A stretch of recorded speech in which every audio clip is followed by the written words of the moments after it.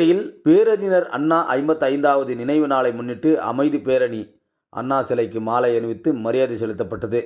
திராவிட இயக்க தலைவர் பேரறிஞர் அண்ணா அவர்களின் 55வது ஆண்டு நினைவு நாளை முன்னிட்டு கிருஷ்ணகிரி கிழக்கு மாவட்ட திமுக சார்பில் அமைதி பேரணி நடைபெற்றது. கிருஷ்ணகிரி சென்ட்ரல் தியேட்டர் முன்பு இருந்து துவங்கிய இந்த பேரணிக்கு கிழக்கு மாவட்ட செயலாளர் பர்கூர், சட்டமன்ற உறுப்பினர் மதியழகன் தலைமை வகித்தார். நகரின் முக்கிய வழியாக சென்ற அமைதி பேரணி புதிய பேருந்து நிலையம் அருகே உள்ள அண்ணா சிலை முன்பு நிறைவு பெற்றது. பின்னர் பேரறிஞர் அண்ணா அவர்களின் திருவுருவ வெண்கல சிலைக்கு எம்எல்ஏ மதியழகன் உட்பட ஏராளமான திமுகவினர் மாலை அணிவித்து மரியாதை செலுத்தினர். பேரறிஞர் அண்ணாவிற்கு இந்த பேரணி மற்றும் மரியாதை செலுத்தும் நிகழ்ச்சியில் புகழஞ்சலையும் கோஷங்களும் எழுப்பப்பட்டது. இந்த அமைதி பேரணி நிகழ்ச்சியில் மாவட்டம் முழுவதும் இருந்து திமுக நிர்வாகிகள் திரளாக கலந்து கொண்டனர்.